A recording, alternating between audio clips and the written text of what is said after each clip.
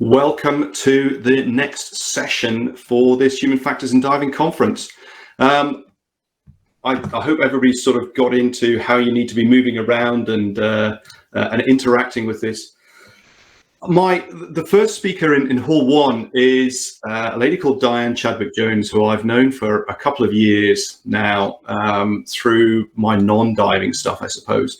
Now, Diane is the former director of human performance for British Petroleum, where she delivered cultural change and safety improvement, including operationalizing a systems thinking approach by improving the way the work is set up to reduce the possibility of making mistakes and make work more effective. Diane now focuses on education and advocacy. Now, the talk that she's going to cover is titled Moving from Blaming to Learning in a High-Risk Organization. Now, if you're wondering if there's any examples of the implementation of James Reason's Just Culture model that have created positive change and a move away from blame towards learning, that's what this presentation's about. She's going to explain the successful redesign done by British Petroleum since 2012, and it's been published in a peer-reviewed journal. Now, I've seen this and I love it, and I'm really hoping that you can take the bits on board. So, Diane, over to you. Thank you very much, Gareth, and thank you very much for everybody for joining us today. So, it's really exciting because it's so easy to jump to blame, but yet what this British Petroleum has found is that if we change the way that we look at an incident, if we reframe the way we look at an incident, we can see the many underlying contributing factors. And so I'm going to explain, A, what is the problem that we're trying to solve, and B, how to solve it and show the benefits. So the next thing to say is that it's very easy to jump to blame. Okay? Why is that? It's because, well, we just see what happens on the day, or we don't understand really what is going on, the local rationality. So you can see, look, here's a headline, the accident was a supreme example of human incompetence at many levels. The investigation report blames plant operators for carelessness, multiple violations of regulations, inadequate understanding. I mean, how many times have you heard that, right? How many times have we said, oh, they should have tried harder, or, oh, let's get people to have pictures of their children so that they'll follow the rules more. I mean, we've all heard this in many different contexts. And so the question is, let's go into a bit more, let's look into this a bit deeper.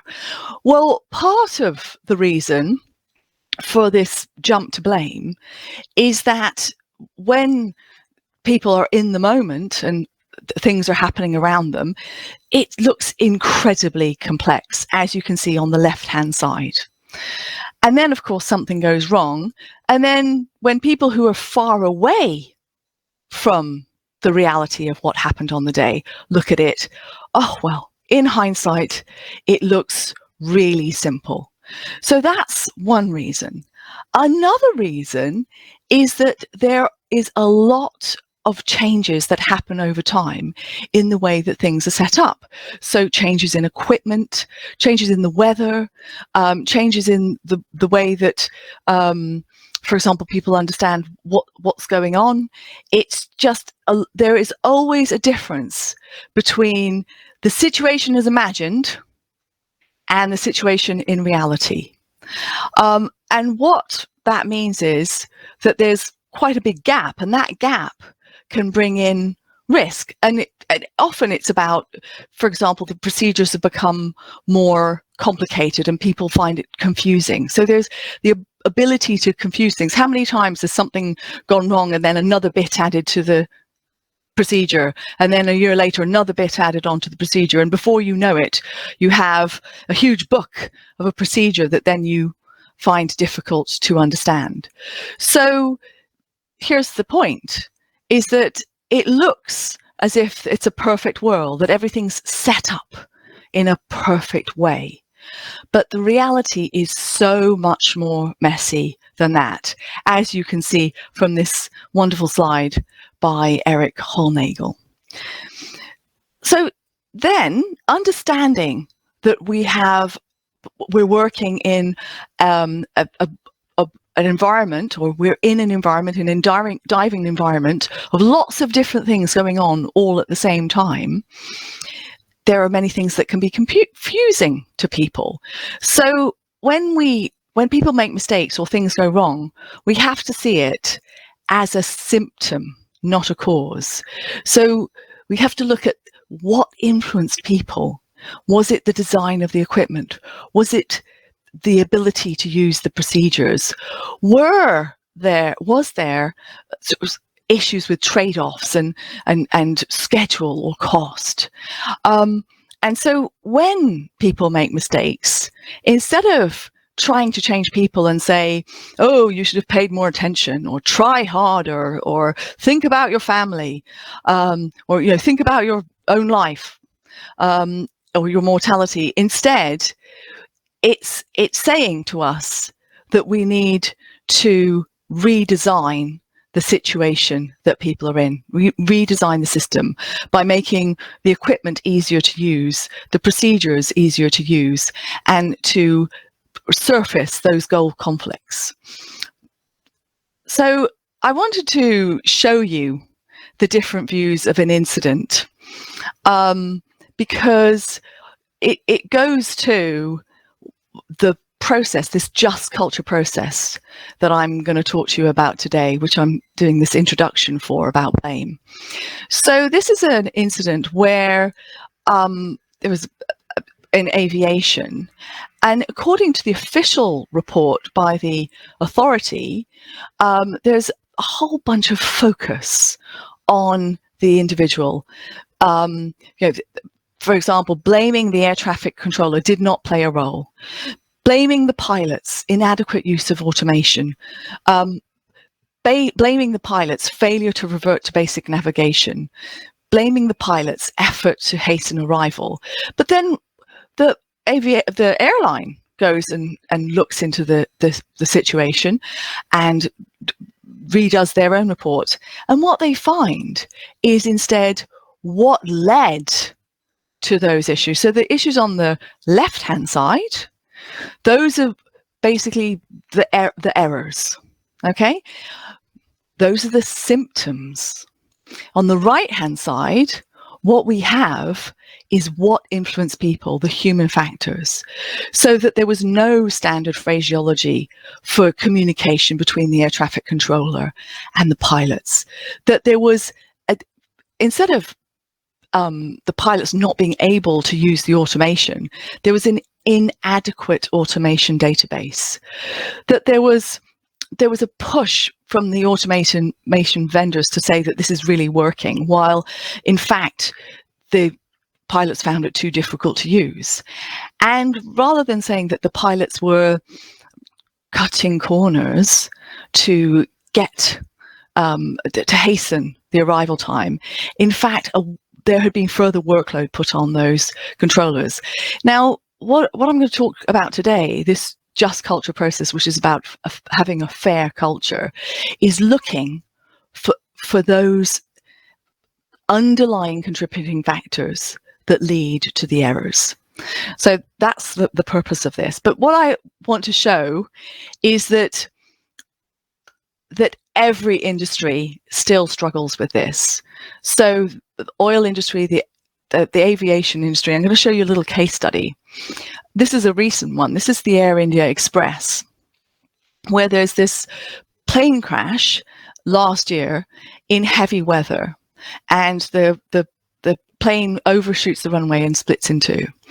And the report that has been published just this month shows violations of operation procedures, failure to quickly calculate landing data. The pilot did not make the announcement to the cabin crew on the first pass, although the crash actually happened on the second pass, because the weather was so difficult that they did one pass and then had to try again. And then the old chestnut, the prevailing safety culture caused errors, mistakes, and violations of routine tasks. So that like there's some sort of broken safety culture. But let's look at this again, because this is the official report. But let's hear more. That actually this very same report has the underlying contributing factors, that there was this strong tailwind, that there were rubber deposits on the runway, which meant that the plane skidded, and the wet runway affected the braking performance. But even more, there was a report for that very same airport 9 years earlier, saying that the airport should not be used for landing in wet weather because there were inadequate buffer zones, which meant that the end of the runway was much shorter than it should be, that it didn't have a braking system for a netting system for the planes, that there were these heavy rubber deposits which made it more slippery. And not only that, but many international airlines had stopped landing their planes due to those dangerous conditions. So again, if we were to look at this incident investigation report, we would get a much more useful way of preventing these kind of things happening again if we were asking what were the things that influenced people and what were the weaknesses in the way that the system was set up. You can see here that there are quite a lot of weaknesses that have been known for quite a long time. So, but people have this view that that rule breaking is the reason why bad things happen. But let me just give you some data here, because this is a very important way of transforming the culture in your organization by helping your peers understand that violations are not the cause, or rule breaking is not the cause of an incident. It's so important because it transforms the safety culture of your organization. That one thing, understanding incident causation, it's not that people are the problem, it's the many different complex, difficult to understand interactions that cause incidents and accidents to happen.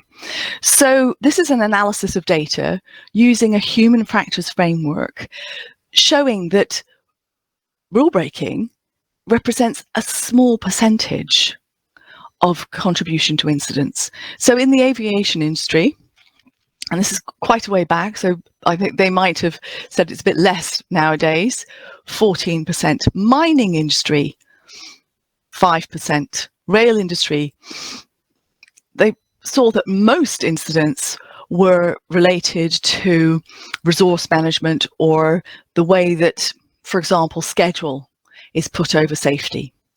And the construction industry, 5% of violations. And you'll see later from the BP data that it's in the same kind of ballpark.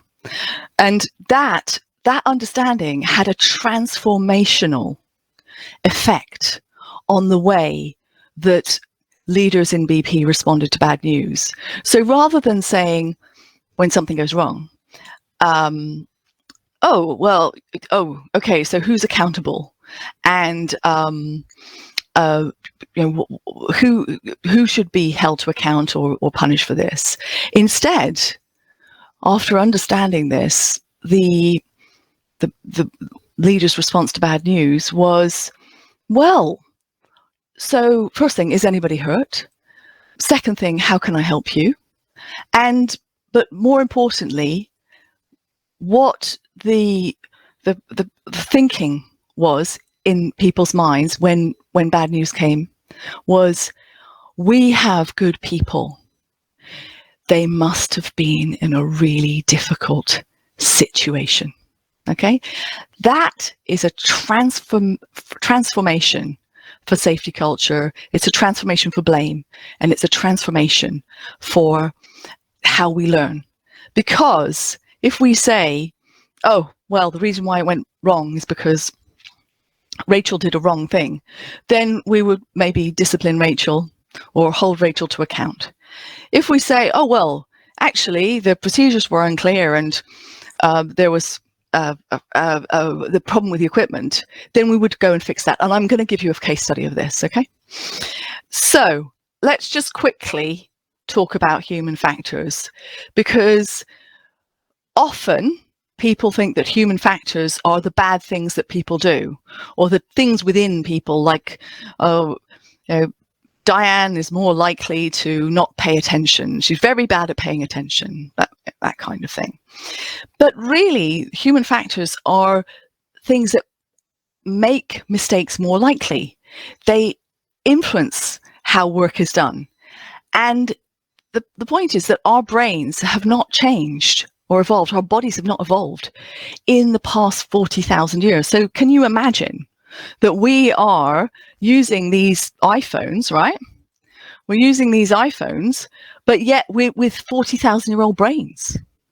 So it's very important to realize that human factors are the things that influence people, the task design and procedures, the equipment and tools, organizational culture, and skills and resources, not the bad things that somebody does or the weaknesses of an individual. So let's now go into talking about just culture, because this is a process that is really helping to move from blame to learning. However, there have been a few teething problems with it. So, and that is the reason why BP redesigned the just culture process.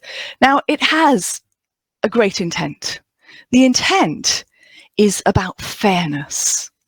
Fairness so that people can speak up about an issue, or needing to do a workaround or a shortcut, or not following the rules for whatever reason, and that they will be listened to, and that they will have the opportunity for things to get fixed. There is a piece here about accountability. So on one hand, it's an atmosphere of trust in which people are encouraged to provide essential safety-related information, but in which they are also clear about where the line must be drawn between acceptable and unacceptable behavior. So that means speaking up, the ability to speak up, but also that this is not an accountability-free situation. And so many companies have implemented this, usually using it after an incident investigation. And this is the model. This is the model from 1997, and BP started using this in 2001. And you can see that it's a flow chart and it's asking lots of questions.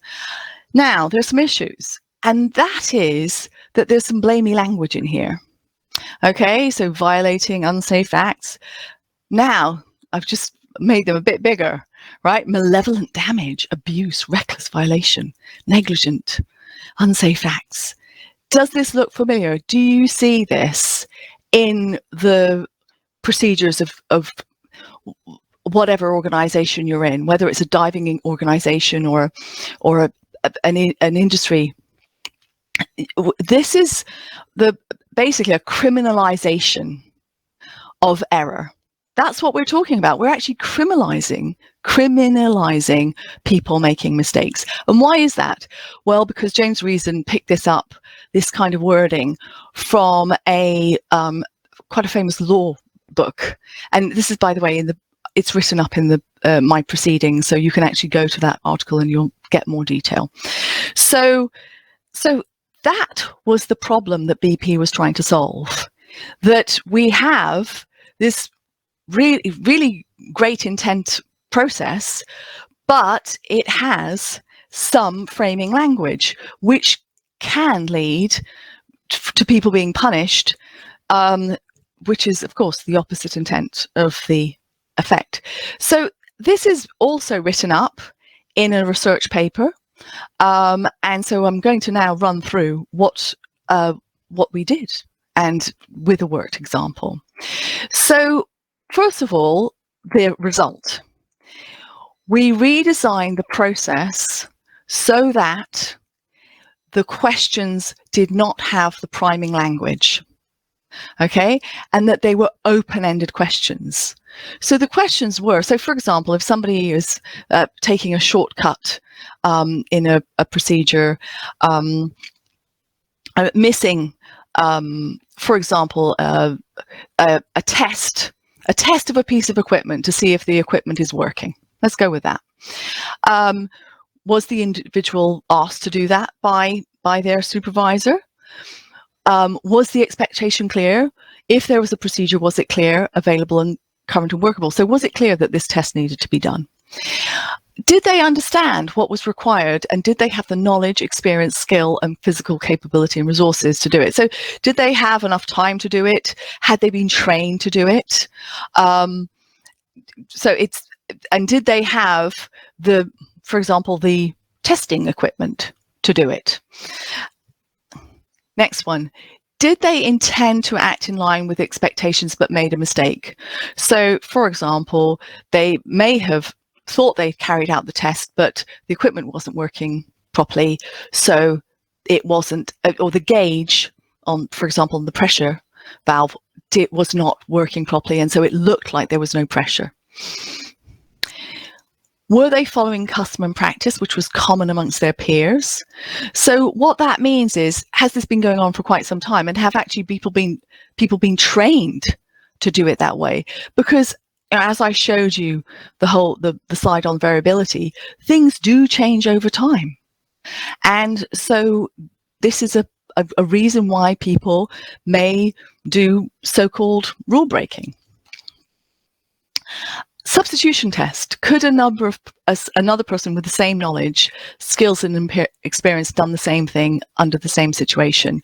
Now, this is more about usually a kind of a non-normal operations or an emergency situation, and it's always really important to compare like for like. It's not very helpful when somebody has done not carried out a pressure test, and then somebody maybe who's quite far away from that real situation and doesn't know so much about it says, well, I would have done it. I mean, how many times have we heard that, everybody here? Quite a few times, I would imagine.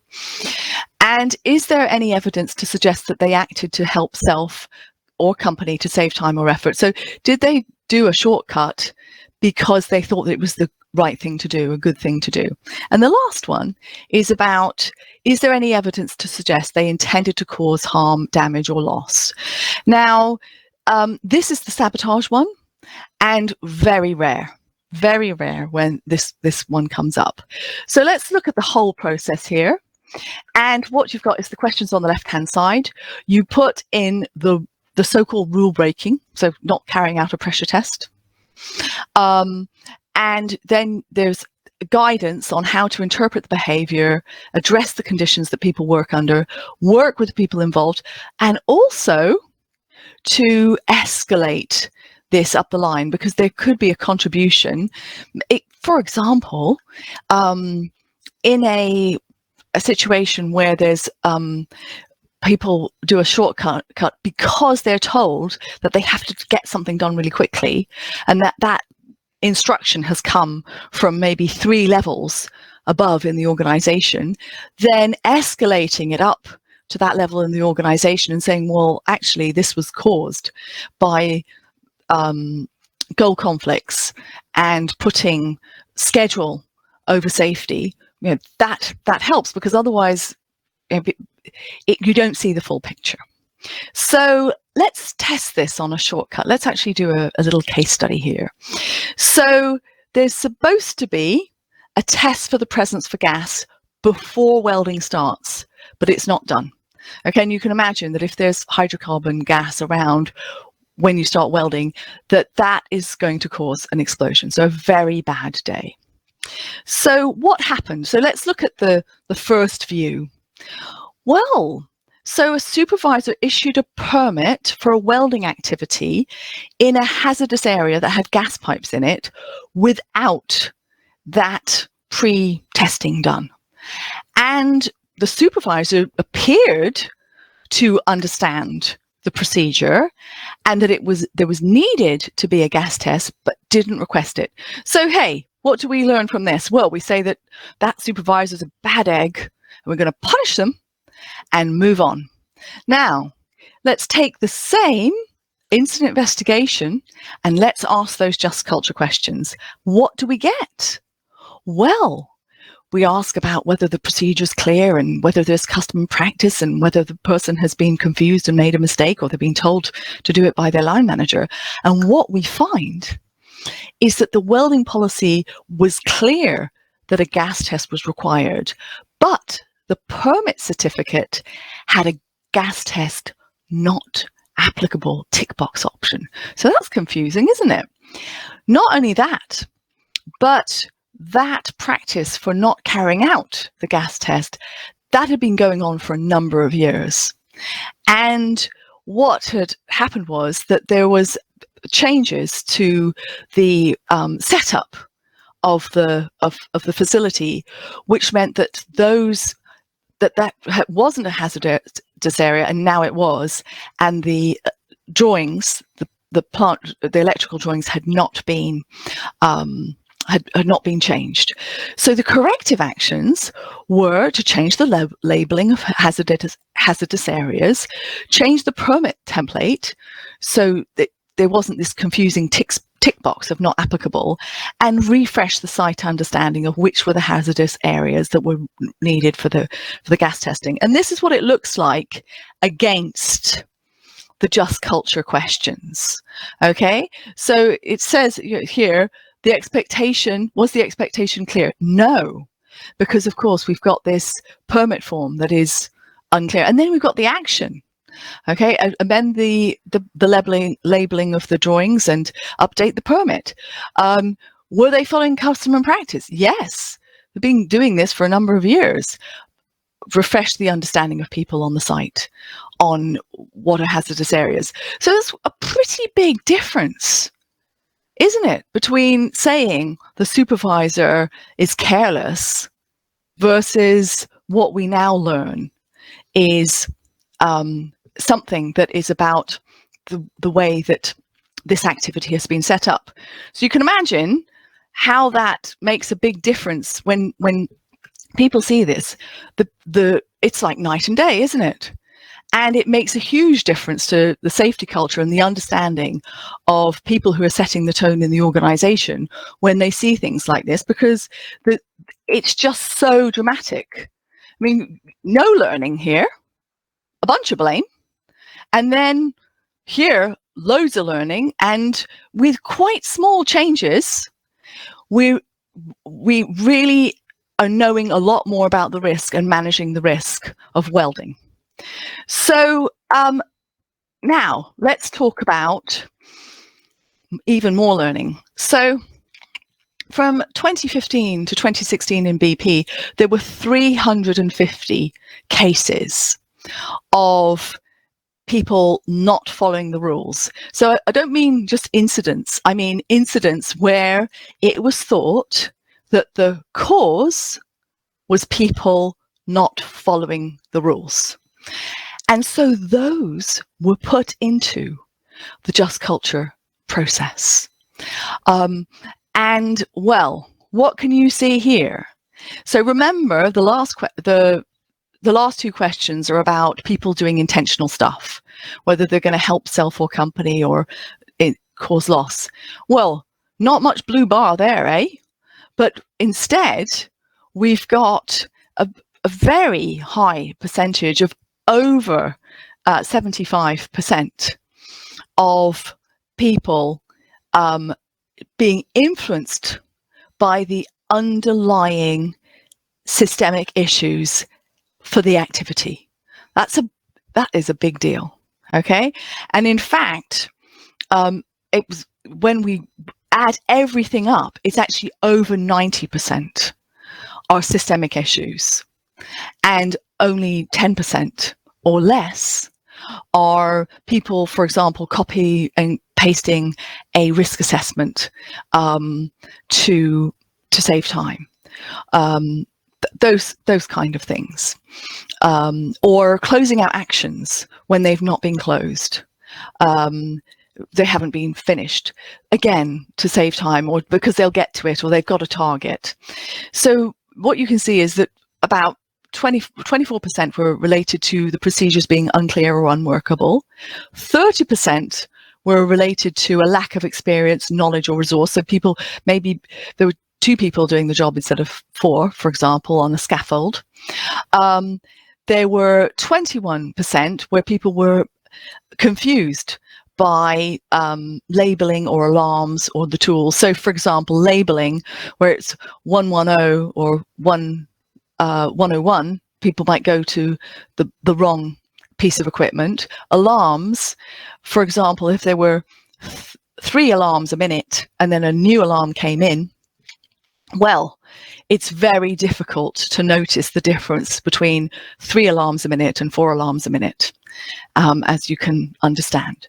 So this data here was gathered and very much had a strong impact on the understanding of incident causation in the company. And they're going, oh, so most of the cases are not intentional. Oh, okay. And so it looks like people are breaking the rules, but actually they are not. They're just doing what anybody else in that situation would have done at the time. And so it's very much about getting into the shoes of the people who are involved in the activity, rather than being far away and saying, oh, well, that's simple, they didn't follow the rules. So what effect did this have? Well, it supported the shift that leaders were already having in terms of how leaders responded to incidents. So as I said, rather than saying, well, somebody is a bad apple, or somebody is careless, or somebody is a rule breaker, instead there was this understanding that actually the way that the work was set up, well, that the workers had very little influence over it. Because you have to think about it, right? It's the resource, the money for the equipment, the money for the resourcing, the way that procedures are written.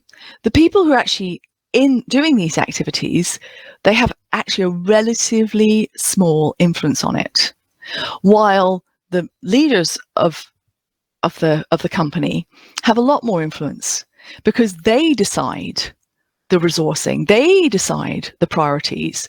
It's a bit like the leaders being the owners of the house, and the workers going to the house every day.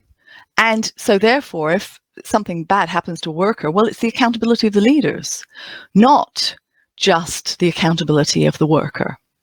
And so that made a big difference in the level of speaking up, because leaders understood that there was a difference between workers imagined versus workers done.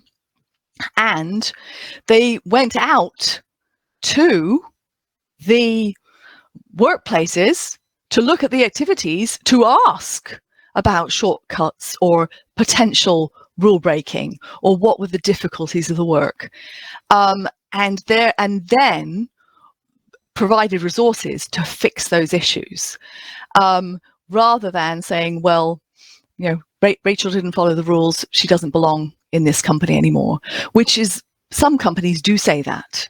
That wasn't the case in BP, but it is the case in some companies where they have a zero tolerance policy, which is incredibly harmful, because what it does is it just kills all learning, as well as having big consequences in terms of deterioration of safety. So there was, as I said, a clearer understanding of that the majority of human actions were due to underlying systemic issues or weaknesses, And so that then meant that the questions that leaders asked were totally changed, rather than who is accountable and saying, well, what was making the work difficult? Leaders were actually more consistently expecting that incident investigations should look at the underlying issues, rather than saying procedure not followed. Oh, well, there's the procedures are great, so the problem is the person. So moved on from that. And then there was a lot more encouraging of reporting and learning from incidents and near misses, rather than this focus on accountability. So I'm just going to talk very quickly about how this was created. So there was an understanding that there was this, although the James Reason Just Culture model had great intent and it was very useful, that there were some issues with this priming language of negligent, reckless violation. And so there was a number of focus groups done within the company, and this wasn't done by consultants, this was done within the company by a kind of a coalition of the safety department, the operations department, and the legal department and the HR department. It's like Kotter's 8 stages of change. You need to build a coalition. So there was a coalition, and it became clear that there was a case for change, that in some places it was working, Just Culture was working great, and we were finding out the underlying issues and fixing them. In other places, it wasn't so helpful. We went and looked at other companies for learnings. British Airways was very helpful, and a number of the peer oil and gas companies and contractor supplier companies were also very helpful. Then there were focus groups and with the users of the process, which meant that we could actually move into redesign. There was testing at operating sites, very important. Of course, when we're doing testing, remember, we're not just going to launch it. We're using the old Just Culture process and the new Just Culture process parallel to see the differences and to see what should be changed. And there were some tweaks made. There was the training of users and making sure that actually a relatively small number of people were using it, so that they were the people who were trained. And we also had a central database for those reports to quality checking and trending. And then there was the reviews of the learning. So at a company level, the reviews were done twice a year, and at the regional level, they were done every quarter. And so this structure helped embed the more modern understanding of incident causation, that it's not that people are the problem, but that actually that it's the way the work, the activity is set up that leads to people being confused. And with that, here is the scientific publication again, which I can provide to you. I mean, it's obviously quite a dense read, but I hope I've summarized it for you today. And I'd now like to receive questions and answers and do some answers for you. So thank you very much for listening.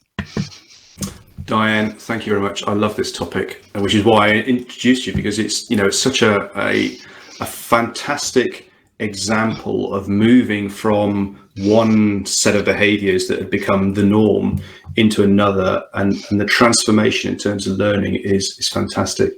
Now, we've got, if anybody does have a question, I know that James M is in the I have a question table, so I'm going to bring him up onto the stage in a minute. But if anybody else has a question, please jump into the table that's immediately below the stage, and then we'll bring you up onto stage. We can have a chat and you can ask Diane directly your questions. So James, you've been there all the time, so I'm thinking it was an early question or an early point that we made. So don't be too surprised when I bring you up on stage now.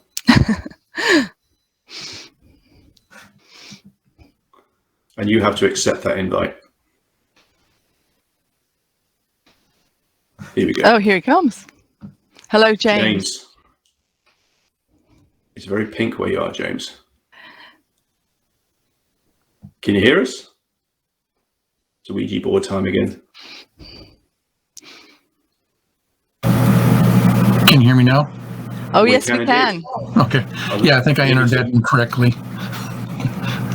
I'm not sure how I got into that room, but I don't have a question right now. I'm trying to formulate one. No worries. Thanks very much, James. If you want to go back to another table, that's fine. Other than I have a question, and I've got another one that's come in via email. So, in terms of, what did the lawyers think about the change regarding this learning process? And their thought of, well, that means we're going to reduce accountability. We've got to hold somebody accountable to this stuff. Yeah, well, they did have quite a lot of thoughts, I have to say. The first thing to mention is that they were brought into the project at the very beginning.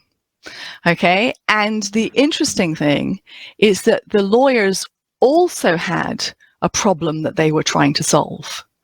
Their problem that they were trying to solve was that in some small outlier cases, that somebody was their action was being put through the just culture process, that person was being dismissed. And remember, this was 10 years ago. Okay, so let's remember that nothing is perfect, and that our understanding of safety, all of our understanding of safety, was different 10 years ago to what it is now. All right, and that then lawsuits would come in for unfair dismissal. So they were very engaged in wanting to have their say in this redesign, because they were thinking, gosh, it could be made worse, it could be made better, and they were definitely wondering and worrying about accountability. So let me show you something, because in fact, the lawyers brought in one of the questions. Let me bring it up. Here it is.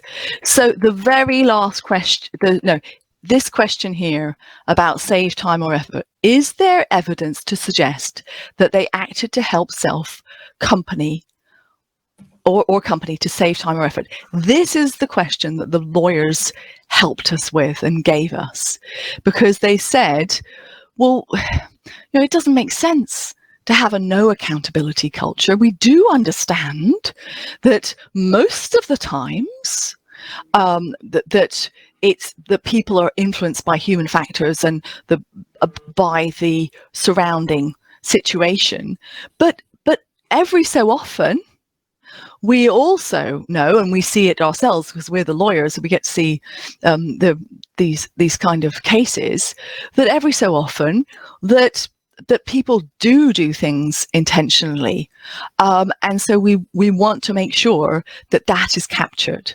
And so they were, on one hand, pleased to be involved, and we had from 2012 we had 4 lawyers from different parts of the world involved.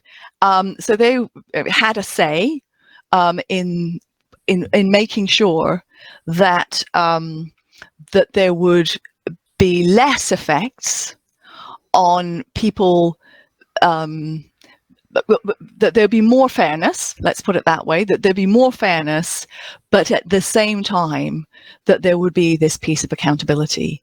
So that was their gift. Question number 7 was to us. And of course they continued all the way through the project, and were incredibly supportive, because they very helpfully understood that this was about how we improve the culture of the company, and they were incredibly invested in that. Very progressive thinking. Good. Excellent. I've got another one actually just before, so if you can answer it in a couple of minutes. Yeah. What would you say to an organization or team that would like to try out Just Culture to improve learning from incidents, but don't have the resources to use a complex model or train people up? Diving is a discretionary activity, and there isn't a lot of money compared to a multi-billion-dollar international organization. So what can people do at the front line, really, when you're small? Well, it's a brilliant question, because complexity is our enemy, right? We know that complexity is all around us. So I think there's two things. The first thing is to actually talk about incident causation and talk about these two views that we have, these two views here. That on one hand, it looks like people make mistakes, but on the other hand, when you look a bit deeper, you look what lies beneath, you find that it's actually underlying factors. And I've got a really great training course on this, that if people ask me for, email me or LinkedIn me, okay, there is a Baker Hughes training course, which is 2 5-minute videos, which show the two views. They show what happens on the day, and oh, these people were careless, and they're shortcutters, and then the next 5-minute video shows, and this is all on YouTube and put on YouTube by Baker Hughes on purpose so that you can all have this. Oh, by the way, nothing bad happens. It's a near miss, just in case you're worrying.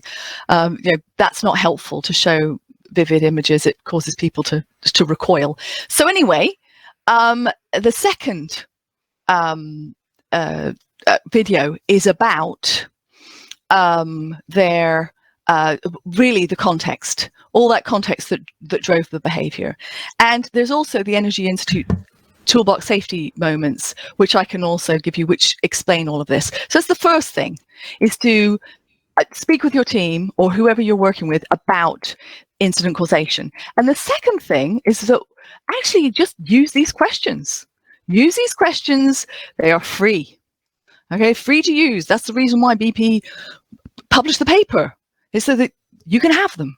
And so use these. So first of all, make sure that you understand what the so-called rule breaking was. So missing a step in a procedure, or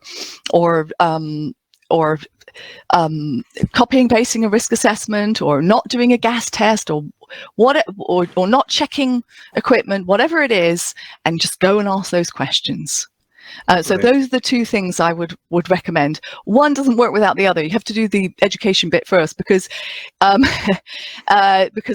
it's possible to, without the understanding of the context drives behavior, you can still bring in blame. You can always bring in blame. Totally. Diane, thank you very much. Really, really pleased with this. And the links for this will be available in the recorded sessions in the platform afterwards. So that's great. Thank you for that, Diane. Thank you for your time. Thank you for sharing this. And I really hope it's got people thinking. Now, coming up next, we've got Valerie Hodges, who's going to talk about prevention is not enough. Now, I know she's just backstage getting herself ready, and she will be on stage at, on top of the hour, so 12 minutes from now.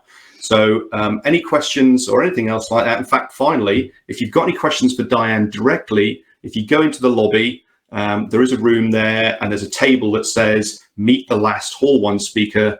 Diane will go across there now. If you've got any questions, you want to speak one-to-one, crack on. Otherwise, we'll see you back here in 12 minutes. Thank you very much.